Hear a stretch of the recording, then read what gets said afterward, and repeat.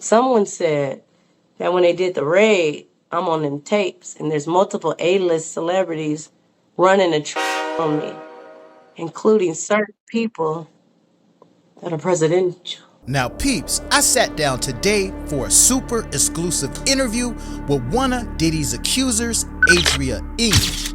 She's been in the media a lot lately with serious allegations against Sean Diddy Combs, accusing him of despicable and horrendous acts. The disgraced mogul is currently in custody, housed at Brooklyn MDC, one of the most notorious prisons in the US that was also the home of Epstein, where he was mysteriously taken out. Now this is an interview that you don't want to miss. She revealed the dark secrets of working for Diddy, the feds telling her she was found on tapes with famous politicians, Diddy having threesomes with his mom, and more. Be prepared to be floored, and make sure you watch this whole entire video.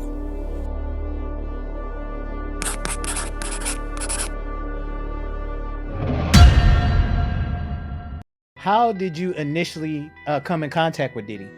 Okay, it's a cute story. I'm from California.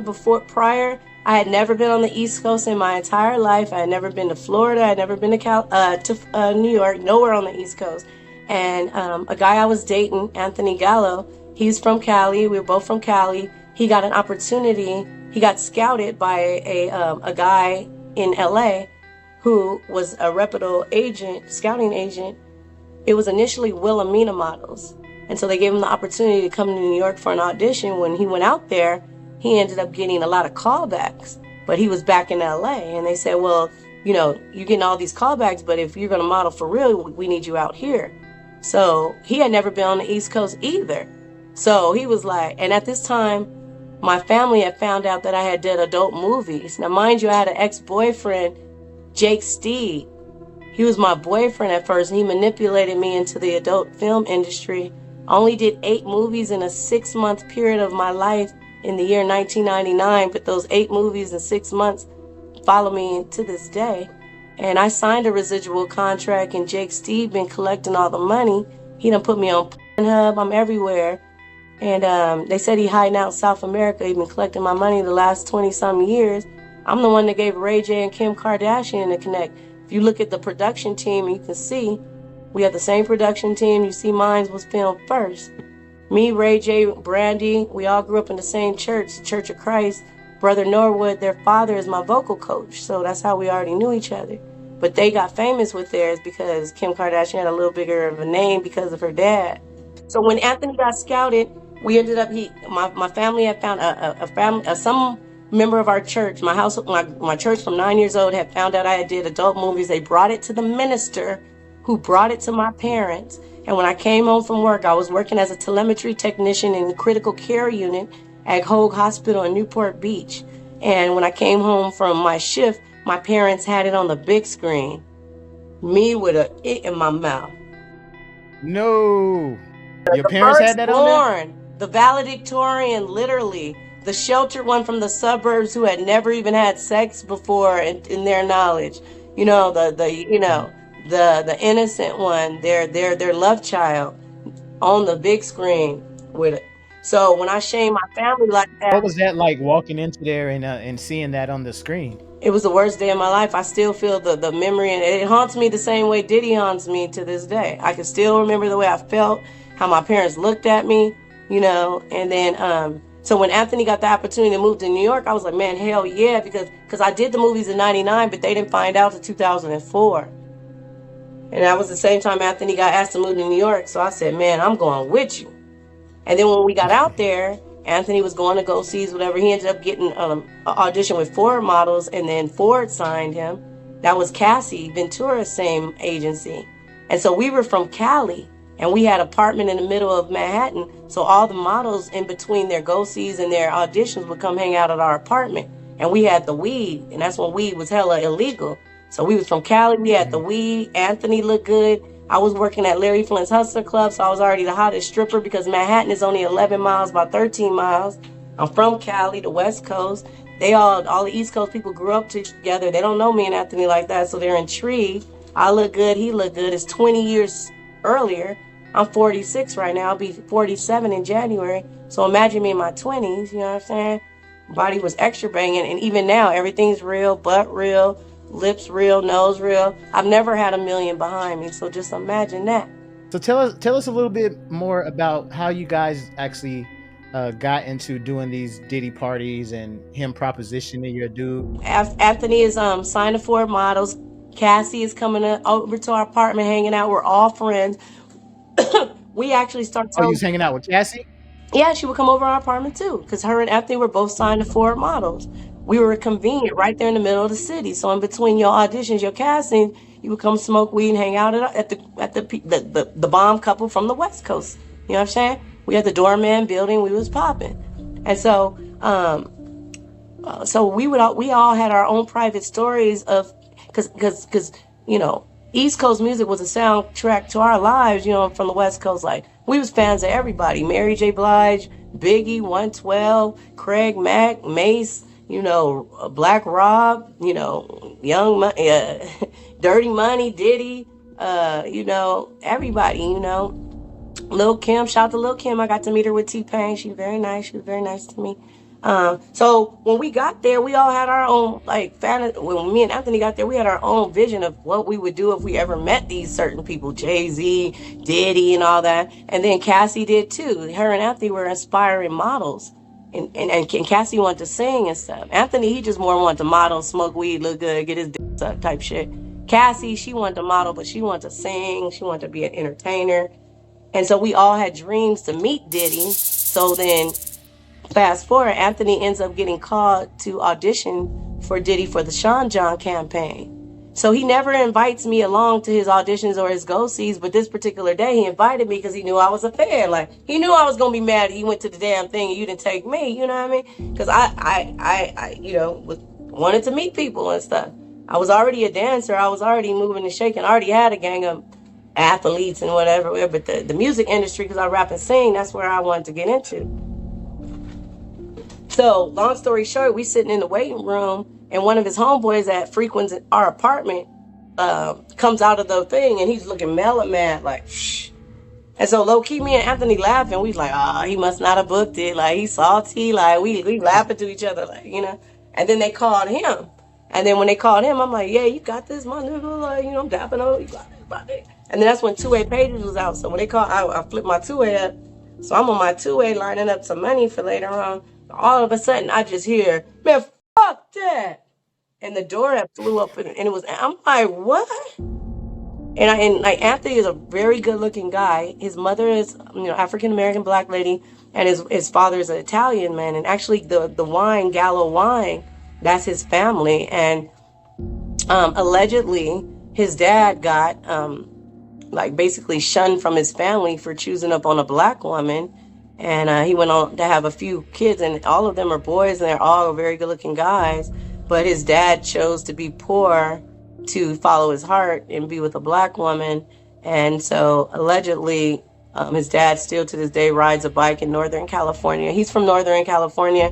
He had moved down to L.A., and so even though he was a good-looking guy mixed with black and Italian, he wasn't no punk. Like, it wasn't no gay in him. It wasn't no, you know, bitch in him. Like, he was like a thug, but he a pretty boy. So, like, I guess they underestimated him, thinking that because he was so good-looking that he go that way. So he was more than offended. He was on some gangster shit. Like, he got me fucked up. So when we were in the elevator, I was like, man, what happened? He was like, man, like, he gave me that look like, man, shut the f-. And I was like, all right, because there was people in the elevator. So I was like, all right. So when we got, you know, out the elevator, I'm like, what's up? I'm like, why you tripping? He was like, man, nigga asked me to suck his dick. I said, who asked you to suck his dick? He said, Puffy. We was calling Puffy back then, Puff. And I said, no, he didn't. And it broke my heart, broke her arm. And I was like, nah. And he was like, he asked me to suck his dick. I was like, oh. I was like, well, then I see why, you know what I mean? For sure. Like, it's a wrap. That. He's like, I don't need that job that fucking bad. So I was like, for sure. You know what I mean? We got in the cab. We went back to our apartment. His homeboy ended up coming through. We smoked blunts. We laughed at it. We was like, that, you know what I mean? But then, because I was a dancer, I'm also in the regular go-go club scene. And I ran into Tamiko Thomas, who ended up being, I call her a handler, one of Diddy's handlers, wranglers. And she approached me with opportunity to help me and Anthony out if I dance at Diddy's white parties, Anthony can go ahead and book the campaign. I agreed to dance at the white parties. Anthony booked the Sean John campaign. He was everywhere. He was on billboards, buses, bus stops, cabs, in the magazine, all at the same damn time. He was everywhere. But right now, if you go and try to Google any one picture of that Sean John campaign, Diddy done scrubbed it all. I can't even hardly find a picture. Now, did Diddy remember him whenever he eventually got that gig? Was he like, oh yeah, I remember you? Yeah, because when he booked it, they had like a lounge party where it was like a celebration, like, hey, the new campaign, let's all, and it was a very small lounge, like only the models was there, the creative director, the photographer, Diddy, a couple other people, and that's it. And so he went over it. So it was kind of like, thank you for letting your girl work my parties. You know what I mean? You came out great, my nigga. He didn't say my nigga. He said, what did he say? You came out great, my guy. You're killing it, baby. You killing it. You know what I mean? So he basically tried to like go over the fact that he had asked him to suck his, because he tried him and he didn't fall for it. So he felt stupid. He didn't know he was that thug, So what was your reaction to that? I know, both of you guys were upset, but were you thinking like, damn, ain't no Diddy was like this? Were you guys shocked when that happened? Because I had been an ex, friend star, and I was currently an exotic dancer. For me, it was regular scheduled programming. Like, it's just what rich people with money do. Like, he tried it. He wanted to see, you know what I mean? To me, it was more funny, but Anthony took more offense. Like, no, like, he got me fucked up. So I had let it go. I was over it. When they asked me to work the parties, I was like, hell yeah, I would have did that shit damn near for free. You know what I mean? Just for the networking. I was a groupie at that point. And I didn't realize how pretty I was. I didn't realize they looked at me like that. And I extra didn't know that Diddy had gotten word of my former career in the adult entertainment industry that I was manipulated into by an ex-boyfriend that I only did for 6 months out of my life, that I wasn't trying. I didn't have aspirations to be a P star, none of that. I got manipulated into it so somebody could basically get my residuals and be basically caking off of me the last 20 plus years. I was very sheltered, naive. My parents were from LA, and so they raised me in the suburbs because they didn't want me to experience anything they saw growing up in the hood. And so when I went to Long Beach State and they put me in the co-ed dorms, to the left were the athletes and to the right were the girls who were stripping to get through school, because they were all from LA, Compton, and Long Beach. I'm from Chino, California, a little nerdy girl with valedictorian. So when they were stripping to get through college, I kicked it with them. And that's how I ended up with Jake Steed. And he saw the innocence and naiveness in me. He got me to do their movies. And then when Diddy found out about it, they used that against me. And then he viewed me as somebody that was sexually exploited, worthy. And yeah. And he played on my heart. It's called coercion of the heart. When I told him that I rap and I sang, and he said I was dope. And he said he was going to bring me and I had a girl group out. Like, I'm the Beyonce of my group. They even told you that I was the dopest one. And it's called coercion of the heart. And he played on the fact that he knew I liked to rap, sing, and perform. And that's why he would bring me back year after year saying, you're getting closer, like initiation, you're getting closer. But it never happened. But he kept making me, sexually perform while he was wheeling and dealing and, getting jewelry from Jacob the Jeweler, cutting a deal with this person, recording me and him over there so he can extort that person out of woo-woo. We all didn't know, but he had a plan the whole time. And that's why he made people sign NDAs that said, you can't talk about what we went through until 20 years after I died. But I never signed that. Aubrey O'Day and All Danity Kane and them, they got hit with that. I was already out the game. I was done from 2004 to 2009. By the time he was running around with them, I was already, on the way out. So if I understand correctly, so basically he had you setting up people, man. Some of his high profile people, he had you go over there so he can get video of certain... No, he wouldn't say go over there so I can get video. He would hire me to work as a go-go dancer. They had 3 stages, positioned throughout his mansion. It was where he lived. It was his residence. It wasn't a club. It wasn't a lounge. And so it just makeshift stages, 3 stages set up in his house, like for us to be checkpoints. Like my stage was over by the bar. Tamiko's stage was over by the food. Old girl's checkpoint was over there by the rooms if you wanted to go do something. So it's like, I think he kind of told the guests, hey, if you want to drink, look for, just look for a stage and you're going to find something you need. You know what I mean? So we were elevated above the crowd. And so, but that we were instructed to only drink from certain liquor bottles. It's the girls' champagne, it's the guys' champagne. Girls don't drink the guys' champagne. Girls don't drink the boys' champagne. And all the champagne was laced with ketamine, like horse tranquilizer, ecstasy. That's not allegedly. We were all doped up. And to this day, I believe we all, and I know I do, have a chemical imbalance. Like whenever I drink anything, it could be one glass of wine, all of a sudden I'm a stripper, I'm a P-star, like on my mind, I just black out and I'm that. I'm She Diddy. Oh, wow. Orlando Brown running around like I'm Puff. He not really act like it to everybody else, everybody looking like he want attention, like he wilding, like, but it's something about when he drugged you that he stood over you, like infusing himself into you while you laid there unconscious. And it's like it became a part of you. Because after a certain amount, they started calling me She Diddy. They're like, man, she act like Diddy. She just like Diddy. And hence, I've been She Diddy for the last 20 years. So I feel Orlando when he be like, man, I'm Puff. It's nice to meet you, I'm Puff. Because when we get faded, like, it's like he come out in us, like, and that's forever. That's why it's haunting us to this day.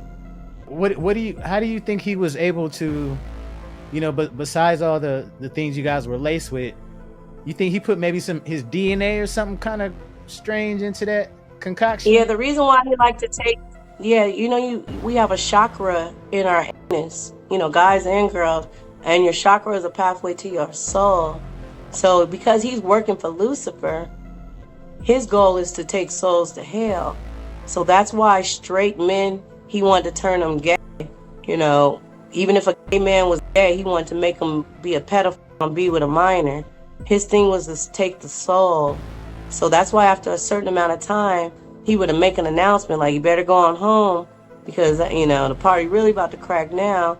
And all of a sudden, everybody's demon would come out. And that's on God. Like, have you ever gotten like so faded or drunk where your body is doing stuff, but in the morning you have literally no recollection? Like, if it ain't from your homeboy showing you it, like, man, I recorded you, nigga. If it wasn't for him showing you, you would swear up and down you didn't do that shit. But then when he show you the video, you're like, what the? I jumped in the pool. I don't even know how to swim, my nigga. What? Like, I don't even remember that bitch. Like, what? It was like that. That's that blackout drinking. Right, but he had anything. Imagine everybody blacked out, though. It doesn't matter if you a celebrity or... That's why J-Lo left the country.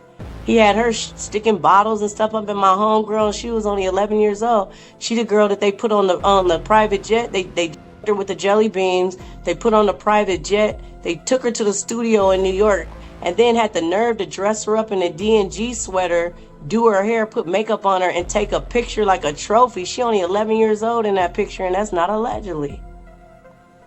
And then the same girl... J-Lo was messing around with... Man, there's so many. I drop names on the neck, man. We talking about Diddy right now. But it's, yeah. And then that's the same girl that in the magazine is laying on the table butt naked with fruit and food and stuff off of her. And we all eating off of her. I sucked the strawberry off her. She 14 years old laying on that table. She had a body like a grown woman. You don't think anybody's looking at that thinking that's a kid laying there. You're assuming it's a grown woman. So he made everybody be with a minor, against your will, and he recording the shit. Same girl needed to do a number 2 on stage. She performing. She told him, I need to go off stage. I need you to bathroom. He told her no. She ended up shit on stage. It was a wet. Went everywhere. And Denzel Washington grabbed up his wife, mobbed up to Diddy, and was like, man, you don't respect nobody. Had to run up out there.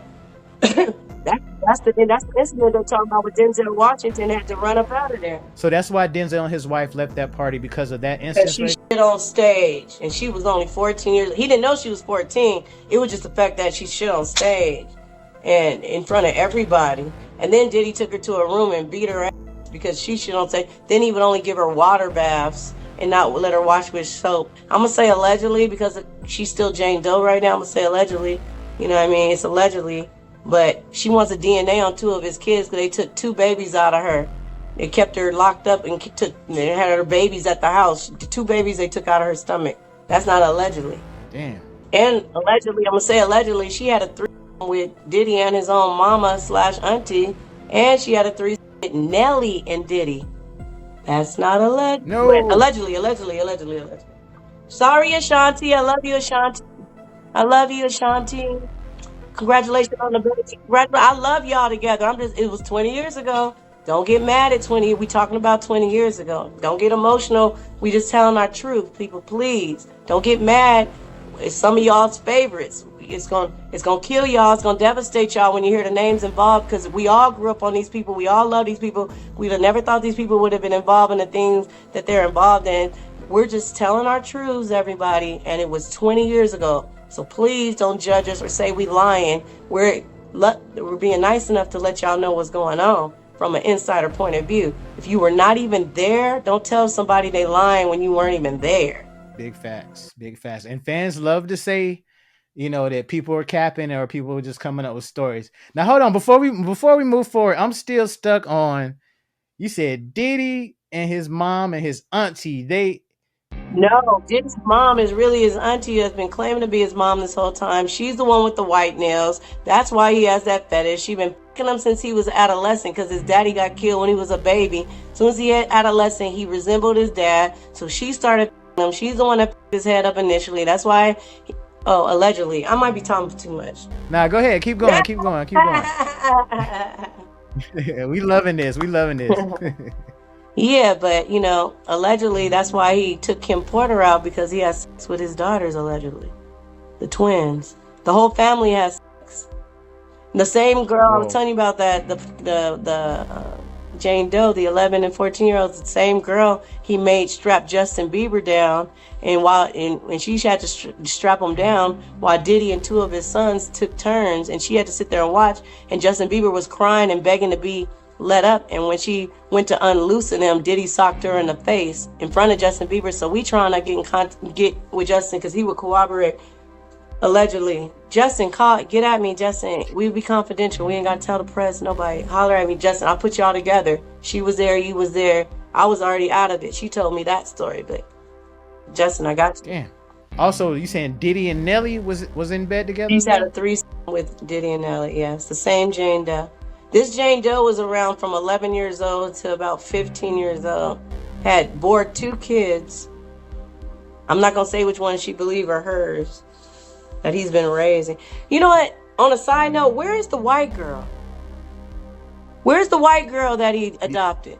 I got asked about that today earlier in the interview. I think her name is Ava Combs. Where is she? They said, the twins are staying with one of Kamara's friends, or Kim Porter, whoever. The son's been in New York and back and forth to LA. Where's the white girl that they was online bragging and proud that they saved her life and everything? Where is the white girl?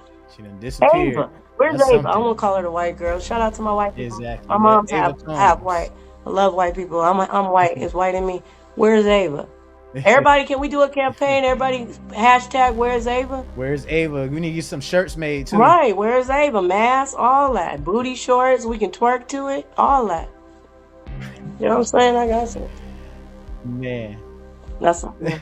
To be continued. Boy, you done gave us some jaw-dropping information so far, man. This is, whoa. Like Black Rob. Shout out to Black Rob. Whoa. Now tell us a little bit about how he ended up putting you with Jacob the Jeweler, and tell us how that Jacob the Jeweler story went down. Yeah, so the first party I did, it was above board, it was, I networked. Excuse me, I saw everybody. I was there front line, like, I was calling back home to the Cali people, like, hey, you'll never believe this, like, for real, like, and then next party, it was like, yeah, you want to rap, you want to sing, right? You dance at the club, right? He started out like he was pointing me in the right direction. Because, everybody's been to the strip club. And every girl that's been a stripper knows. You love the guys that come in. And if they're not the ones spending money, they point you to their homeboy that is. Have you ever seen a bachelor party come in? And they be like, it's not me, but get him. He's the one paying for everybody.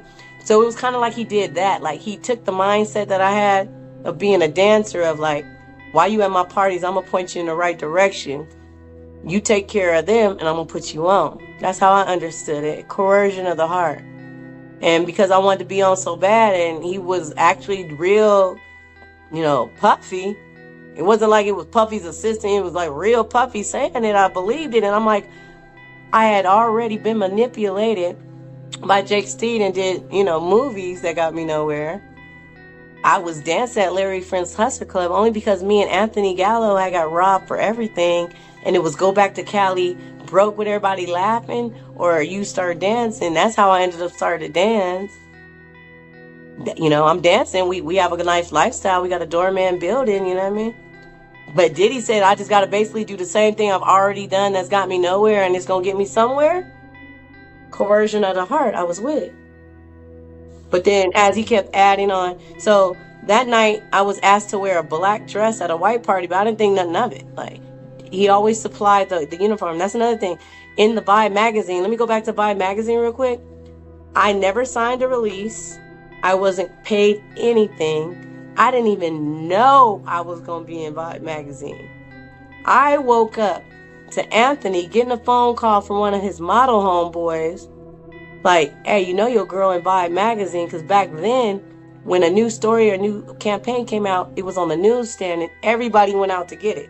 It was an East Coast thing, because in Cali, we didn't do shit like that. Nobody rushed out to get the latest magazine, but in New York, they did that shit.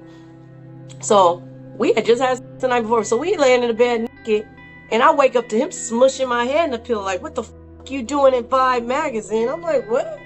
I'm in Vibe magazine, like, what? He was like, yeah, Nelly just called. That's his homeboy Zanell. Shout out to Zanell. He went on doing a lot of stuff with Diddy, Zanell, Figueroa, I don't know. Yeah. But he was like, yeah. So I'm like, what? He's like, so we got jumped up, put our clothes on, doorman opened up the door for us. Right there was a newsstand. Diddy's on the cover on the boxing gym, you know what I mean? Gloves or whatever. We open up, flip through it, and there I am. That picture that you see, big as day. I had no idea. That picture was taken in 2004. They didn't run a story to 2006. I had no idea that they put in there, Diddy supplied the clothing. Then they put the caption, guest strikes a revealing pose. I wasn't a guest. Who would I be a guest of? Who knew me? You know what I mean? Did Mary J. Blige say, come on, Cherie? And then if I am a guest, the audacity of me thinking I could just come in some little ass go-go shorts and a bikini top to somebody's exclusive white party with all kind of millionaires, and I'm a guest of who? But I'm their guest, and I'm gonna just show up like that, not a nice elegant gown or nothing. I'm gonna just show up all hoochie mama. No, I was on his event staff, but that's how they got away with putting me in there without trying to give me no employee credit, right? And then I found out later, another reason why they put me in the Vibe magazine is so all the guys who wanted extras would know who to look for at the parties and to laugh at me because they took advantage of me after they drugged me and I was unconscious. The Fed said, well, allegedly, I'm not gonna say, someone said that when they did the raid, I'm on them tapes and there's multiple A-list celebrities running a train on me, including certain people that are presidential. No, we're not talking about, we're talking about Diddy. We're going to come back to that, LB. Stay with me. We don't go any further till we get the result. Man. Hey, but anyway, once I found that out, I've been living my life for the last 20 years not knowing that had even happened to me.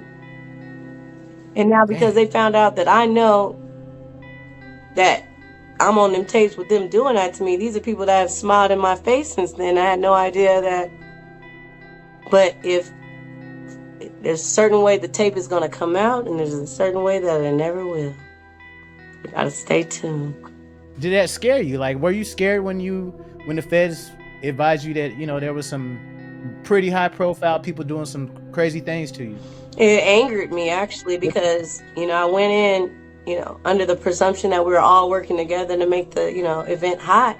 And I was doing my part as a hired entertainer to bring my West Coast vibes and to make, the part. And I was always complimented. That's why I kept being invited back. When there was multiple, girls all around the city, all around the tri-state. You go up and down the East Coast, you can get a girl in from Boston, Connecticut, Jersey real quick. But they kept rehiring me because I made that shit hot. and I was, I was genuine, naive, and I was like a fan, and they played on it. I didn't realize how pretty I was, and they took advantage, and he likes to steal your light. He's an energy vampire. He steals your light. He takes a piece of you, and then he infuses the devil's seed in you from him, and puts a little evil from him into you that you can never take out of you. It's like soul ties. I want to be hypnotized, actually. I want to be hypnotized, and want y'all to tell me what I said and what I did while I was under. Now, what you were telling me about Diddy, that kind of reminds me of that movie. I don't know if you ever seen it, Rosemary's Baby. I never saw it. What happens Whenever, in that? well, basically, this lady, man, this is back in the '60s. This is a really dope movie though. But they move into this brand new apartment, and the husband's an actor. So in order for him to advance his career, he has to do demonic, satanic stuff in order to advance his career. So one of the things he sacrificed was his wife, and he allowed these demons and devils to impregnate his wife, so that way she could have the devil's baby.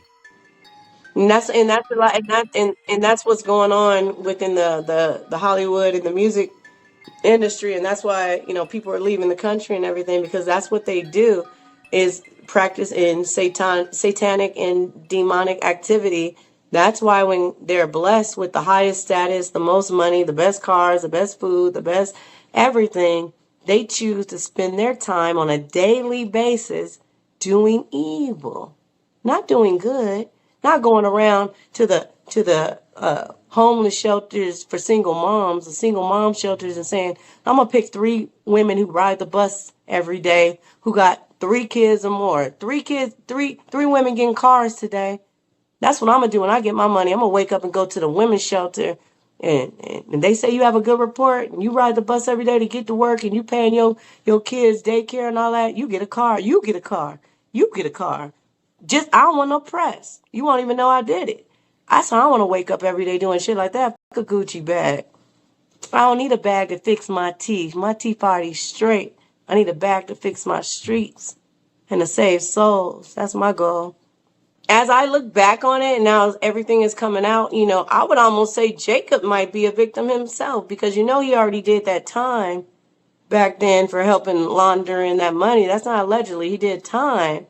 So now he's back in a twist that involves, Diddy and his association, and his wife was there that night.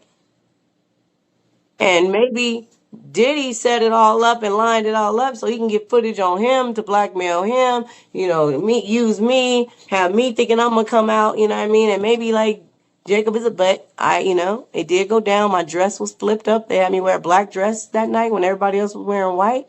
They put Tamiko in the pink dress.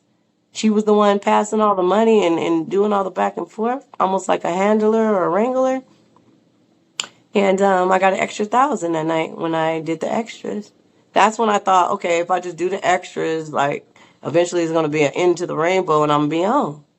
So was it just 1,000 the whole night, or was it like 1,000 per person, or how did that work? Yeah, I only got 500 to do the go-go dancing. So when it was above board, the first part, I just made $500 plus the experience, networking, all that. When I did the extras, I got my 500 plus 1,000. But next party was, 3 niggas. And the next party was 7 niggas, and I still was only getting my 500, allegedly. You know what I'm saying? So no extras, no extra 1,000 and any of that. It was just 500. He was getting the extras, allegedly. They was shooting him the $100,000 chain. They was shooting him the keys to the yacht. They was shooting him the penthouse. They was shooting him the awards, while I was sucking in the fucking allegedly. Now, what was your boyfriend's reaction? Because was he at some of those events, or were you just there? He went to a couple, but he wasn't privy, because I didn't tell him. I didn't want him to know I was doing that shit. But if he did know, Diddy and them had told him, and he would just, maybe he had a side deal, but he knew I was in the game. He knew I was a dancer. He knew I was networking. He knew if the money's there, go get it. But he wasn't like pimping me or anything or saying, go get it, He was my boyfriend. Now, with all this information that you're putting out, many people are wondering why would you come out with this information now versus. Well, when I moved back after they jumped me in Harlem in December 2009, I had to move back abruptly to California. After Anthony Gallo was cheating on me with Rihanna and Megan Good and all his model bitches, After Diddy and all them had me jumped in Harlem, after I left Anthony and got my own spot in Harlem, they had me jump through my same Jane Doe I was telling you about. That actual Mark, Diddy's attorney, signed us out because she was in the mental hospital at the same time. And I heard, now that we're back like Voltron connecting, I'm finding out that Diddy's attorney, Mark, doped her up a gang of times because they took her off the country a gang of times, allegedly. But she about to pop out with her name in her lawsuit. So as far as your legal proceedings, where are you at now with your Oh, lawsuit and right things like now, that? I'm in consultations with new legal, legal. I have until December 11th to assign a new attorney to my case. I'm taking my time. I'm in consultations with very big, high-profile attorneys. I'm working on the settlement, so I can pop out with my new attorneys who help me settle. Because I already know as soon as the criminal starts in May of 2025, all civil cases are going to go on stay anyway. So I'm working on settling mine because I already know I'm going to be called into the criminal. So that's where I'm at with it. Everybody thinks that I'm in some type of disarray because I haven't popped out, or, it's been said that, my people, withdrew, and that, a withdrawal was because of fire. I don't want to give it too much attention, but somebody was being fired, and that's why they publicly withdrew to try to hurry up and save face and look like they left, because they were running around doing press and at missions that I had not made or authorized, and I'm the client. I can have as many or as little attorneys as I want, and if I feel like I'm being ignored or not paid attention to and I want to hire additional representation, that's my prerogative. That is not for somebody to control me and tell me I can't and run around doing press that they're not even letting me do. We're not even doing press together. So, yeah, just let that go. And now I got my own legal strategy. And worst case scenario, I go in there and represent my damn self, because the press alone will be great. I don't care if I win or lose, because I've been rich. My daddy just died, LAPD. I got an inheritance.